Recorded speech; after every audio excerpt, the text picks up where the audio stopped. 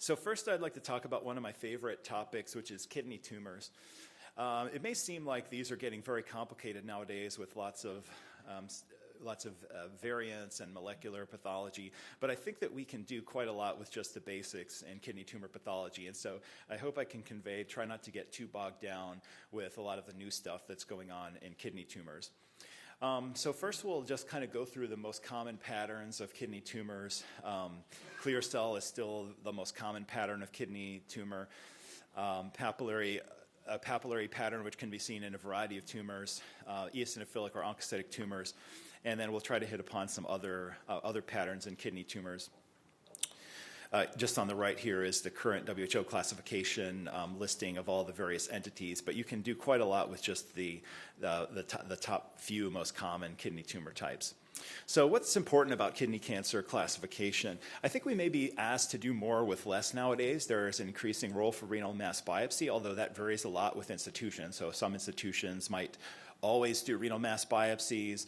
Some may almost never. Some may do it in very select circumstances where the patient has comorbidities, not a good candidate for surgical resection.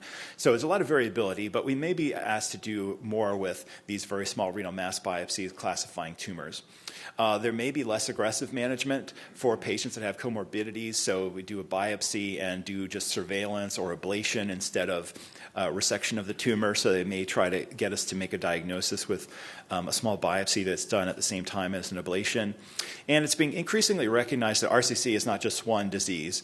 There are several tumor types with different molecular alterations, and clinical trials may focus on which histologic subtype of renal cancer we're looking at, especially putting it into two buckets of clear cell or non-clear cell renal cancer. Even in the National Comprehensive Cancer Network guidelines, there are two different pathways for clear cell or non-clear cell kidney cancer. So here's an example of what might be asked of us from the renal mass biopsy setting. This was a paper in the Journal of Urology a few years ago suggesting what might be done from information gathered from renal mass biopsy. So if you have a tumor, it's biopsied, it turns out to be benign, then nothing further is needed. That patient can just be followed up. If you have a very non-aggressive tumor, like a chromophobe renal cell carcinoma, which is generally considered to be very favorable, or a papillary renal cell carcinoma of very low grade, those are probably very favorable, and the patient could consider active surveillance. If we have a tumor that's more in a gray area in terms of risk, like a clear cell renal cell carcinoma of low grade, or a papillary renal cell carcinoma that's of intermediate grade, then the clinicians may consider making their decision on what to do based on the tumor size. So in this particular study, they used a threshold of 2 centimeters. Less than 2 centimeters might be amenable to surveillance. 2 to 4 centimeters might be more in keeping with surgery. And then, of course, if the tumor on biopsy shows very aggressive histologic features, for example, especially urothelial carcinoma, sarcomatoid, renal cell carcinoma, et cetera, those patients would almost certainly need treatment. You see in this chart here I have PRCC1, which means type 1 papillary renal cell carcinoma, and PRCC2, which means type 2. That terminology is sort of going away, which we'll talk about a little bit later on. But in general, what used to be considered type 2 papillary RCC is thought to be more aggressive, and we'll explain why in a little bit. But those tumors would likely need to go straight to surgery regardless of size or other factors. So kind of as I mentioned, if you have a healthy patient with a not so aggressive tumor, you may consider somebody who's very healthy, has a lot of life expectancy, may want to have surgery kind of no matter what, whereas an older patient with a lot of comorbidities may just be a candidate for ablation or surveillance.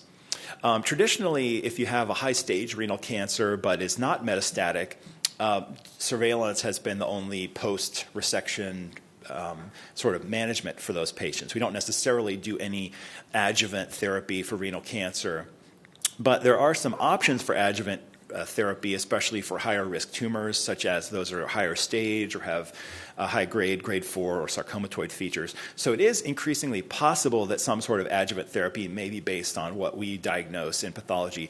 But of course, adjuvant therapy is not a standard in RCC, and so often if the tumor is not metastatic, we'll just see surveillance after resection. So, the long kind of held thought that clear cell renal cell carcinoma is the most common type of renal cancer remains true. It's probably 60-70% of adult renal cancers are clear cell type. And then papillary maybe makes up around 15%. And then other types like chromophobe or oncocytoma are much further behind, making up small percentages of renal tumors.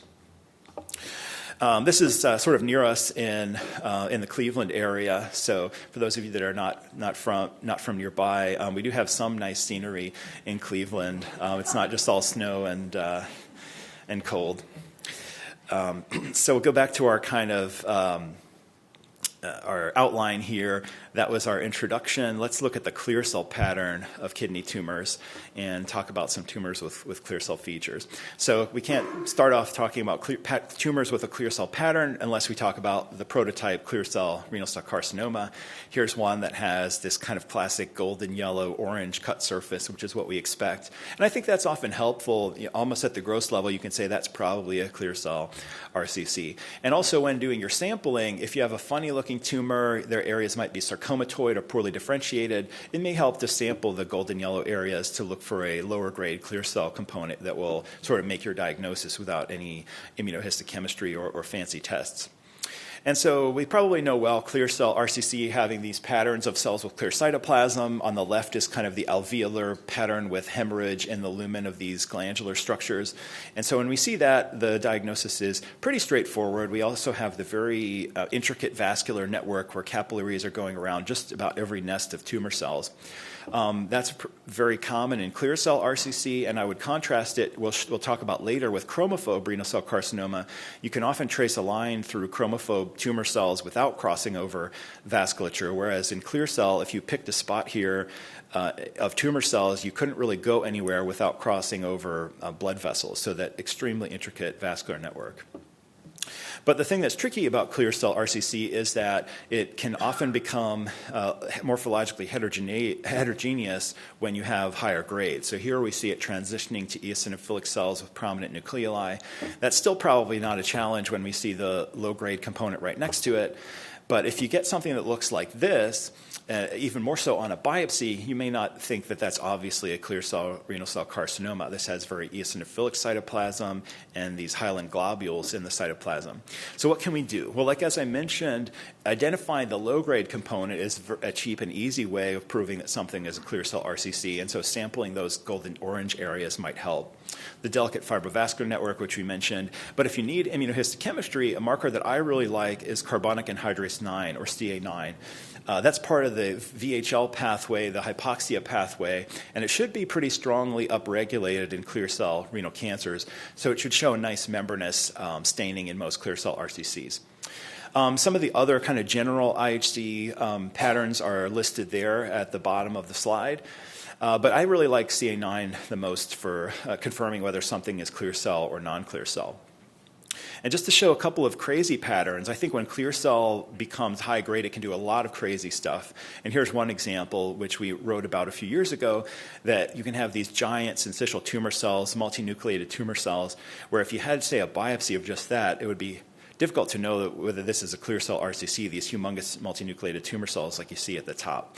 But again, helpfully, in the lower part, we can see its typical morphology. And fortunately, we found that these giant cells are often still positive for renal markers like PAX8 and often still carbonic anhydrase 9, even though they're humongous. Something that we're currently working on is that occasionally clear cell RCC can kind of transition into a poorly differentiated carcinoma. And so in this field, if you had a biopsy of the stuff in the upper left,